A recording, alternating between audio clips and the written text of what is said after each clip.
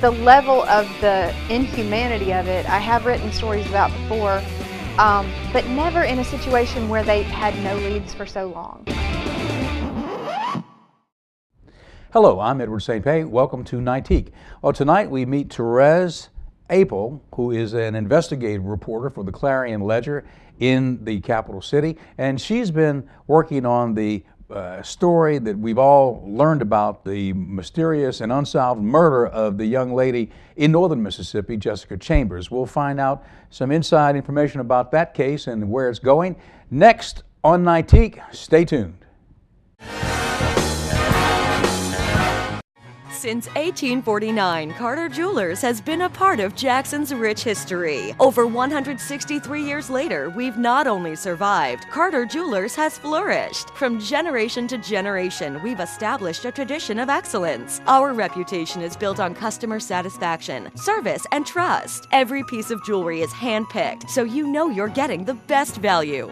Nobody says I do like we do at Carter Jewelers. Come see us and be part of our history. Ingalls Shipbuilding is hiring electricians, structural welders, machinists, ship fitters, pipe fitters, and pipe welders in our Pascagoula, Mississippi site. Signing bonuses available for pipe welders only. Positions are union represented. Come build your career with Ingalls Shipbuilding. Go to www.huntingtoningalls.com/careers or call 888-935-1507.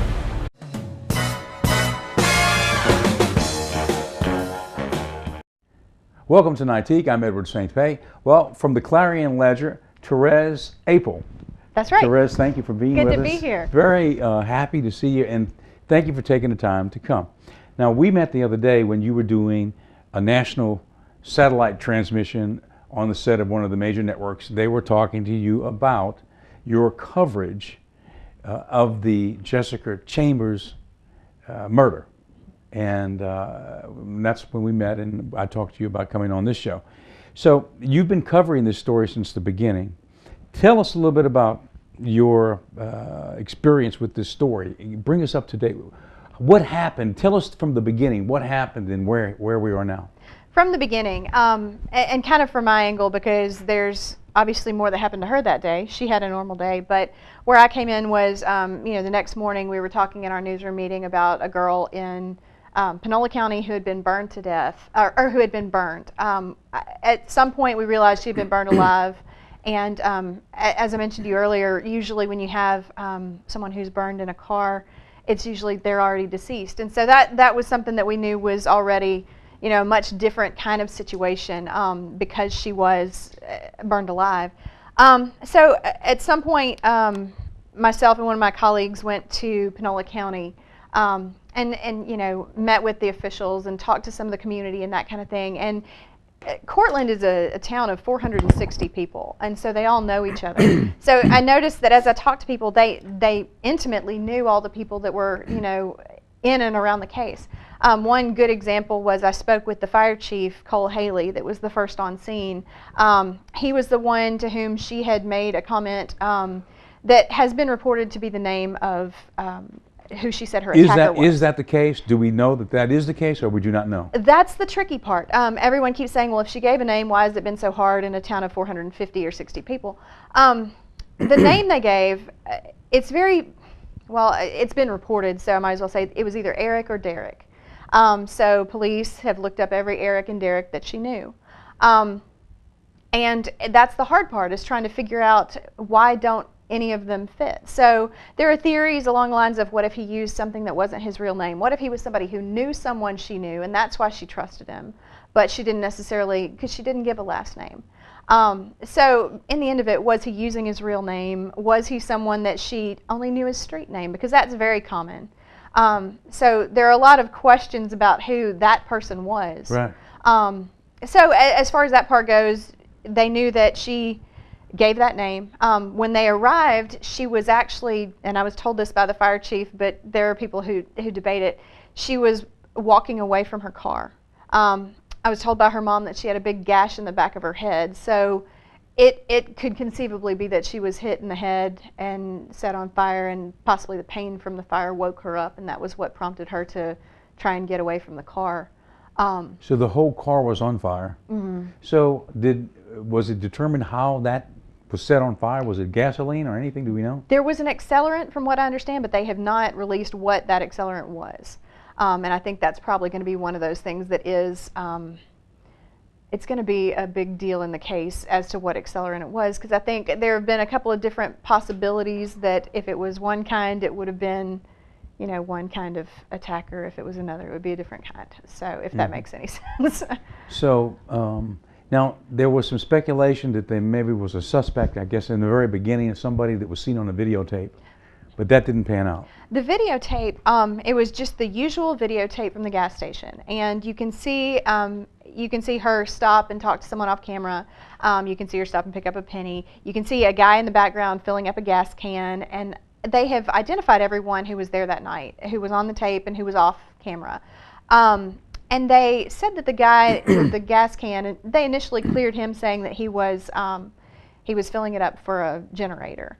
At this point, I know that they have gone back and looked at the tape again. They've, you know, kind of gone through those people, but as far as who their suspects are, they have said they've narrowed down to a group of suspects, but they haven't said who or if it ends up being any of those people from that video.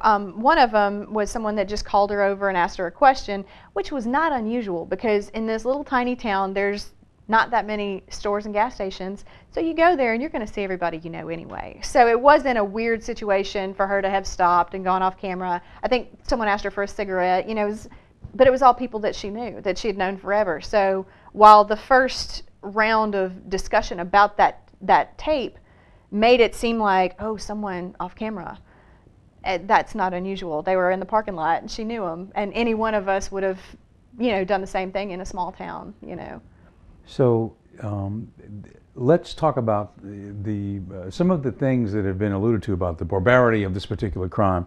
I see that in the coverage, but of course a lot of the specifics of that is not going into. Could you be more specific of some of the things that you know that you can speak about?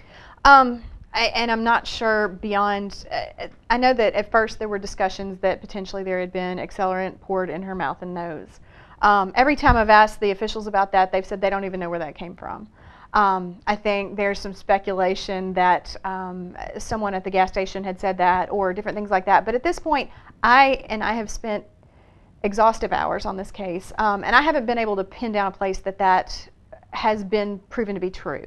So if it were something like that, that would also be a different kind of crime. But in this case, what we're looking at, it could be something as simple as someone setting her on fire to cover DNA. Or it could be as complicated as, you know, someone who wanted her dead and, you know, had her taken out. I mean, so at this point, there are so many theories, and she knew so many people, that's part of why it's so hard for authorities to narrow down and solve it. So it seems like maybe she was struck in the head and she was knocked out, and then they tried to burn her. That's what little I know about the evidence from that situation, that's what my guess would be. Because her mom said she did have a gash in the back of her head, and she said it was a large one across the back. And then of course she was set on fire. And just, I have a little bit of emergency training background, and I know that when you do a sternum rub to wake somebody up, it's because the pain wakes them up. And I was thinking, as I tried to, you know, figure out what happened to her, at one point it struck me that if someone had thought she was dead and thought they were burning her, then that would be a different thing than knowing that she was alive and doing it. So potentially, if they had knocked her out and they thought that she was already deceased, they could have set her on fire. And then when the pain woke her up, that, you know, it's horrible for everybody. You know, the whole thing's horrible. I've heard along the way that maybe could it be speculation on some relationship that she might have had gone awry, or was it drug related, or any of these theories? Anything about that? They have, what the officials say is that they are looking into every angle. When you ask them specifically about gangs, they say, yeah, they're looking into that. There is a gang presence in Panola County. As far as how much they would have had to do with this, I know that her dad has told me that some of the higher ranking gang guys in Panola County have contacted him and said they think the whole thing's reprehensible and that they had nothing to do with it, and that if they knew, they would out the person because they you don't do that to somebody. So as far as that goes, that could be, and it may not be. The drug thing, I know that they've been looking into that too. There is a healthy drug trade activity in Panola County also. She has had a couple of boyfriends that I think were not really kind to her. I know the one that she was dating at the time was in jail, so it couldn't have directly been him. There was another one that was kind of a long-term boyfriend for her that had moved back to Iowa, or moved to Iowa to live with his brother. He says he wasn't in town during that time. So there are several possibilities beyond that also, because she had so many friends and she knew a lot of people, and as I understand it, there were a lot of girls that were jealous of her. So there was just a lot going on in her life. That said, her friends will tell you that she had started to get her life back on track. She had just a month before this started working at Goodies at the clothes store, and she loved it. And she just loved to go, and she loved to, accessorize, and she spent all her money on the clothes, and she had just gotten her car back. Her dad would take her car away when she wasn't, when she would misbehave, and he had just given it back to her, I think, within the week before that, if I'm not mistaken. So there were so many different things at work in her life at this point that it's frustrating but not shocking to me that even the feds can't quite pin down where this kind of anger might have come from. It's really amazing. It's a national story. You've made the national news network appearances, and of course internet bloggers and such from all over the country have weighed in, so it really is an interesting story. Okay, we'll talk more about it when we come back from the break. Thank you for being with us tonight on Nightique, and we'll be back with more after this. Since 1849, Carter Jewelers has been a part of Jackson's rich history. Over 163 years later, we've not only survived, Carter Jewelers has flourished. From generation to generation, we've established a tradition of excellence. Our reputation is built on customer satisfaction, service, and trust. Every piece of jewelry is handpicked, so you know you're getting the best value. Nobody says I do like we do at Carter Jewelers. Come see us and be part of our history. I'm Dr. Quinn, and I believe in the power of exercise. Many patients ask me if they're going to get high blood pressure or diabetes because their parents had these conditions.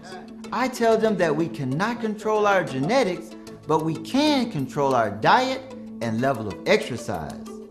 Practicing healthy decisions result in a better outcome. I'm Dr. Quinn, and I want you to remember that you have control.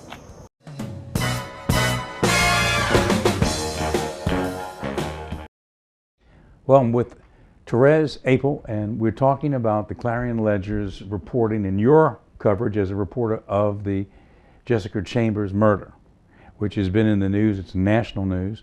Can you talk a little bit about the timeline of events? Mm-hmm. That day, from about the middle of the day, she was home most of the day. She took a nap, and around 5 o'clock she got a phone call, and her mom said, that she had been laying there. She got the call. She got up and went and brushed her hair and did all that, and then told her mother that she was going into Cortland to clean out her car and get some food. That was around 5:30 or so that she left. During this time, her mom was expecting her to come right back. Apparently, the police released a timeline that said that during that time she did go to the gas station where the surveillance video was taken. What I understand is that the car vacuum place in Cortland was not working, so she had to go to Batesville for that. They have tracked her to a friend's house that she stayed at shortly during this time, then into Batesville, where she was at one of a couple of different businesses close to Highway 6, if I'm not mistaken. And then she came back to Cortland. Now during this time, there's a period from about 6:30 to about 7:30 that they can't account for her whereabouts. They've used a couple of different kinds of technology to know exactly where she was during those other times, a lot of cell phone records and things like that. But during this one point between 6:30 and 7:30, they can't figure out exactly where she was. They know that she was in Cortland somewhere. That's what they believe is most feasible. During that time, her mother did call her, and they spoke. I understand it was kind of a brief conversation, just where are you, when are you coming home, whatever. And her mom said that she noticed that it was kind of a weird thing, because usually when you call Jessica, she had her radio on, so there was music in the background or there was some kind of noise, but she said it was just dead silent and almost like you couldn't even tell that she was driving. So during that, I think there's a pivotal something that happened there, whether she was with someone at that time or where she went. That's what her mom said, is that it just gives her a feeling in the pit of her stomach that whoever it was probably in the car with her when she called. At 7:31 is when they have her for sure on the scene where she was burned. 7:31. 7:31, and at 8:09 was when the fire department got the phone call. So during that time, they don't know what she was doing during those 30 some odd minutes. That said, they are able to put her there. So they've gone public, kind of asking the public to help tell them if you saw her during that time, if you have any idea where she was, did she talk to anyone, is there anything we're missing? Because in that hour, they think, is whatever domino fell that set off her being in the situation to be attacked and burned. Does it seem that she trusted the person that she was with, maybe? I think I've heard that she was a very trusting person anyway, and especially in a small town where you know everyone. And the question that I have is, if she didn't know the person, they had to have known someone that knew her, because the police have said they believe that that person was in the car with her when she got there. Now, how they got away from the scene, that's a big question in my mind, because if you go somewhere with someone and then you set them in their car on fire, how do you get away fast enough? Well, and if it was an orchestrated murder, perhaps you would give a different name, and perhaps you would have someone come and pick you up at the scene. Pick you up, do a getaway car situation. Yeah, if it seems like maybe she was hit in the head and then burned, then it was just a plain out murder for hire. There are several theories, and that's definitely one of them. Is it? Because, and that said, I mean, like I said, she knew a lot of people, and she had a boyfriend that was in jail at the time. And the question would be, did they have some kind of altercation or, something like that? So there are a lot of things that could point to it being any one of a number of things, and that's one thing they've looked at. So they're looking at all of that. They are looking at a ton of different angles, from what I understand. Now, we talked about the bloggers. Now, without going into great detail, it's garnered a lot of national attention, and that means a lot of internet activity. And so when we say bloggers, explain in general what's been going on with that. There are a couple of blogs that picked up the story from almost the beginning, and that kind of spun off different groups of people who take to Twitter and Facebook and set up groups and different things. And some people call them the internet detectives. They try to dig up the information on the case themselves. Are they ever helpful? I couldn't answer that. That would probably be something the police would be able to tell you better. I know that they, in some cases, they have done things like dug up information on people who aren't really related to the case, who are kind of auxiliary, and put their personal business out there. And they've effectively, in my estimation, and I believe the authorities would probably back me on this, they've shut down a lot of information flow, because if you post something on your Facebook on a normal day, but the next thing you know, it's posted on all these national blogs, or people are tweeting it out, or things like that, there are a lot of people who immediately started locking down their Facebooks and their Twitters, the people that are close to the people involved in the case. So Jessica had, all kinds of people talking about her and about her life, and when all the information flow started, there were a lot of people who started deleting things and shutting down their social media accounts. So in that case, it would hamper investigation. And I realize the feds can get back to some of that stuff, but it has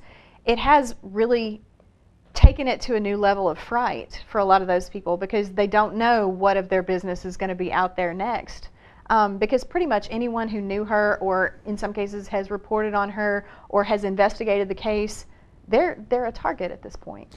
Are people, do you find from your visits there in interviewing people, are people afraid? People are afraid. That said, I think one of the biggest fears, and this is something I really had to talk to her mom to comprehend, but it's because it's such a small town and because they do know everybody. Everyone they come in contact with, they have to think, could you have done this? You know, we've lived next to each other for 20 years. Could you have done this? And to them, it's not just there's a faceless somebody out there that did this. The very harsh reality of it is that it could very likely be someone they've known for a long time who has this capacity in them to do this to someone they know. So that has made a lot of people afraid, and I think, you know, the rumors of the gangs and the different things like that add to it. So if someone out there knows something, I don't think it's going to be reward money that's going to make them come forward. I've had several people say, well, if they put us in witness protection, or, you know, not us, because nobody's told me they know anything, but they've said, you know, if somebody who knows something knew that they would be safe, that would be a different thing. And the reward right now has risen to how much? $54,000. $54,000. Yeah, and that's a considerable sum. And usually with that kind of money, it's unheard of for the street chatter not to have at least churned something up that, you know, gives a lead. And there have been leads. They've followed things out of state. They've, you know, been all over the place. But as far as anything substantial, nothing's come of it, even with that reward. Okay, Therese, we'll be right back. We're going to wrap it up and talk a little bit more about the Jessica Chambers case after this. This is Nightique. We'll be back after this message.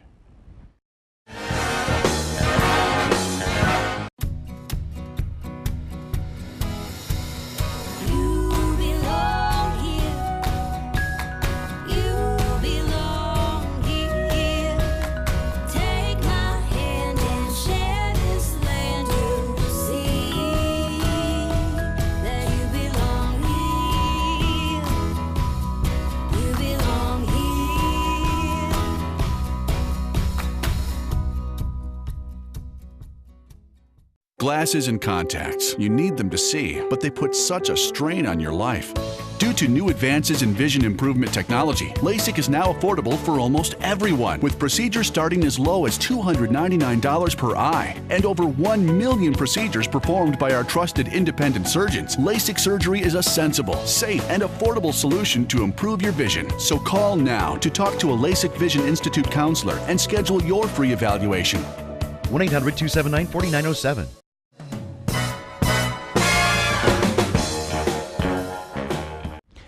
Well, we're talking about the Jessica Chambers murder, and we've got the reporter from the Clarion Ledger who's covered the event, Therese Apel. And Therese, so you actually interviewed Jessica's mother. Can you tell us about that? Yes, it was I felt really special that she actually would talk to me, because she's been kind of selective. And understandably, she told me a lot of things about Jessica that I didn't know. For instance, she was afraid in the weeks before she was killed. She actually thought somebody was following her, and a couple of times would say something to her mom, and she said, you know, that someone thought she was snitching, and her mom would ask her who, and she'd just say, you don't need to know, Mom. So that she was snitching about what? She wouldn't tell her mom. She just kept saying, you so don't we need don't to know what. So at this point, there's no way to tell what that was. So that bothers her a lot. Her mother's name is Lisa. And Lisa also told me that the night that Jessica died, you know, of course she was burned, and then she lived long enough to get to the hospital, and they had her on a breathing tube and that kind of thing. And Lisa went to go see her, and she walked in, and she said that, you know, she was badly burned, but she could tell that that was her little girl.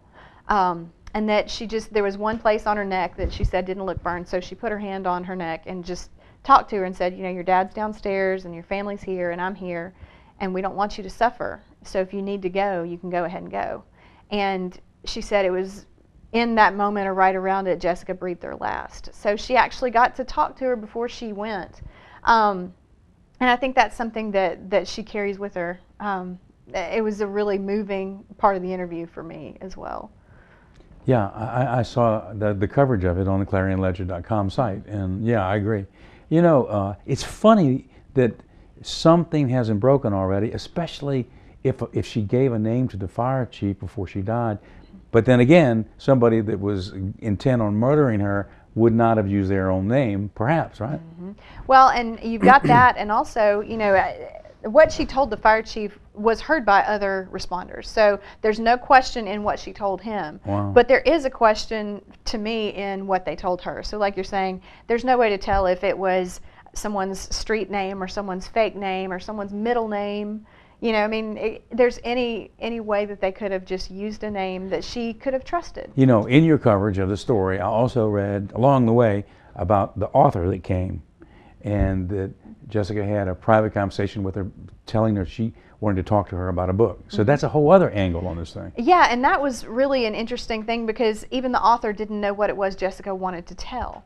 And she had mentioned it not just to that author, but also to her mother at some point. You know, I've got a story to tell. And her mom kind of was like, yeah, I know, you know, every teenage girl's got a story. Right. The author said, yeah, we'll do that, you know, when I come back. But the author remembered her being very earnest about it, you know, just, well, okay, don't forget me. And that part was interesting to me because they met that one night, and then the next day at church, she saw her again, and she said, please don't forget me. Promise you won't forget me. And Linda Oliver's the name of the author, and Linda said that there was something in her that just said, I could never forget you. And she already felt like there was some kind of connection there. And she said her biggest regret from that visit is that she didn't stay longer to talk to Jessica because she thought she would be there when she came back. That's another mystery. In telling her mother that she was afraid for her life, or that somebody was following her, that's really kind of a spooky angle to this whole thing. By the end of it, it's like I've said, there are so many different things that it could have been, but the fact is there was something that Jessica knew. And whether it was what she wanted to write about, or who it was that was following her, or even how this person that did this to her got in her car and gave her a name that she was able to repeat but is not led to anything, there's a secret in there somewhere, and that's what's going to break the case. Well, you'll be following it, right? Absolutely. ClarionLedger.com. And Therese, thank you for being with us. Thank you. Therese Apel from the Clarion Ledger, and this is Nightique, and we hope you'll join us every night. These shows are archived in HD at Nightique.com, so feel free to go there. You can see this show and many others. Thanks for being with us, and good night.